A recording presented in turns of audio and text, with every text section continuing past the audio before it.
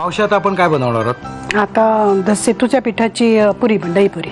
सत्तूच्या पिठाची दही पुरी. ओके, मला साहित्य सांगता? हो, सत्तूचं पीठ आणि मैदा, नंतर दही, नंतर चाट मसाला, चवीसाठी मीठ आणि बडीशेप आणि ओवा पावडर केली आहे, जाडसर पावडर केली आहे. नंतर डेकोरेशनसाठी काळा मनुका, पुदिना आणि तूप. ओके. आणि ह्याच्यात काय काय घातलं तुम्ही मला सांगितलं? मैदा आणि सत्तूचं पीठ. मैदा आणि सत्तूचं काय? दीड वाटी सत्तूचं पीठ आणि पाव वाटी मैदा. बस एवढंच आहे. हो.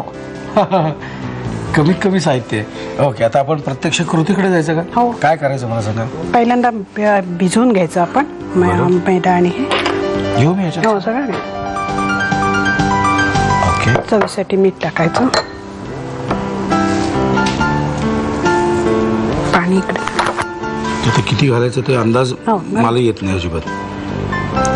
बस बस. आंघोळ करताना जसं पाणी घेतो तसं घेतलं. थोडंसं तूप घाला मला पहिलं.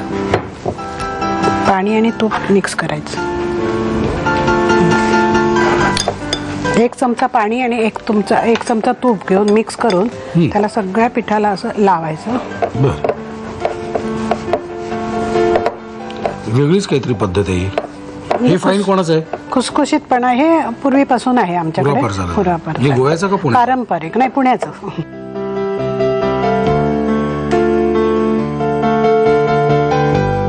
आता ह्याच्यात पाणी घालायचं? पाणी घालायचं ना.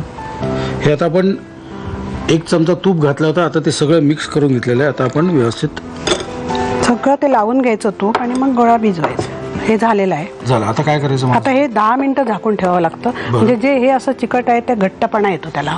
फुगतं 10 मिनिटं झाकून झाल्यानंतर आणि मग आपण पुऱ्या करायला घ्यायच्या. पण तुम्ही हुशार असल्यामुळे झाकून ठेवायची गरजच नाहीये. हो, ते आहे, करू शकतो. आणलेलं आहे. हो, तुम्ही तयार करून आणलेलं, तो घेऊया ना आपण. झाकून ठेवायची काय गरज आहे? हे घ्या. आता भिजून झालेलं आहे. आता आपण थोडा मसाला घालूया याच्यात. मसाला याच्यामध्ये बडीशेप आणि ओवा आहे. ओवा हा प्रकृतीला थंड असतो. म्हणजे तुम्हाला मोठा बाउल देऊ का?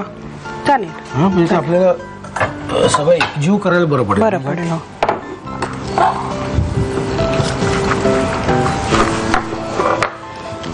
हे भिजवल्याबरोबर घालायचं नाही, कारण ते त्याच्यात भिजलं ना की त्याची टेस्ट वेगळी लागते. हे कोरडं पाहिजे, म्हणजे तळायच्या वेळीच मिक्स करायचं.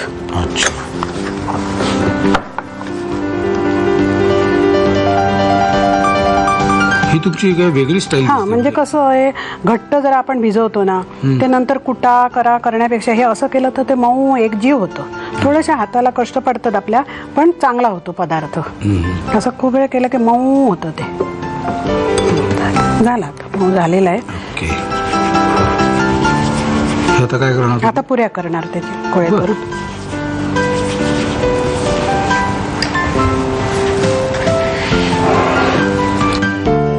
हे आता पुरी लाटल्यासारखं? पुरी लाटले, कारण खूप मोठी नाही करायची, फार जाड फार पातळ लाटायची नाही.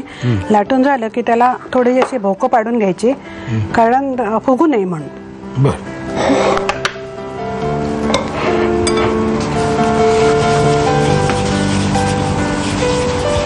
हे माप सुद्धा करेक्ट येणं हातात, हे सुद्धा. हा, ते जरा जरी सैल झालं ना तर त्या पुऱ्या खुसखुशीतपणा येत नाही, त्याला चांगला नाही लागत. म्हणजे आपण भाजी खातो ना तशा पुऱ्या होतात मग त्या. ह्या पुऱ्या जवळजवळ 15-20 दिवस टिकतात. बर. डब्यात घालून ठेवलं की मुलं बाहेरून आली किंवा आपणही कधी कंटाळा आला तर खाऊ शकतो दह्यात घालून, कशात लोणच्याला लावून. तसं त्या पुऱ्या होत नाहीत. पण त्याला मध्यम लाटायचे आणि त्याला भोकं पाडायचे.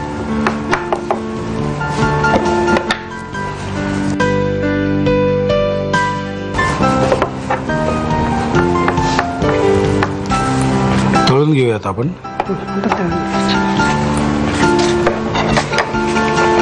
कमी करू? सोडू का?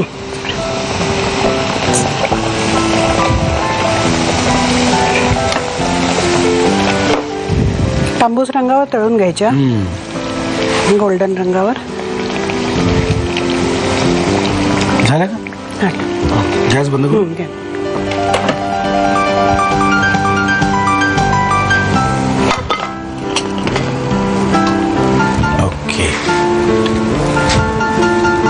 आता आपण त्याला सजवायचं का? सजवायचं. खायला देताना त्या दह्याबरोबर किंवा चहा बरोबर सुद्धा बऱ्या लागतात त्या, पण दह्याबरोबर देण्याची पद्धत आहे कारण ते थंडपणासाठी म्हणून, गरमीच्या दिवसात म्हणून. दह्यामध्ये मीठ घालायचं, हे घालायचं चाट मसाला, ओके, तो मसाला हे पाहिजे ह्याच्यात घातलेला आहे. बडीशेप आणि ओवा. हो, ह्याच्यात कोणी कोणी साखर पण घालतात, पण साखर हा डिपेंड्स, पाहिजे तर घालावी. आणि ह्याचं काय करायचं आता? त्याचं वर करायचं, दाखवते वरती गेलं? वरती करेल, ह्याच्यावर ठेवा. पहिल्यांदा मनुका 2-3 घाला. हे डेकोरेशनसाठी काही चालतं हा. याच्यावर मी आपला मनुका आणला म्हणजे काय, काही चालतं, फ्रूट सुद्धा चालेल. एखादी जास्त असेल तर तोंडात टाकली तरी हरकत नाही.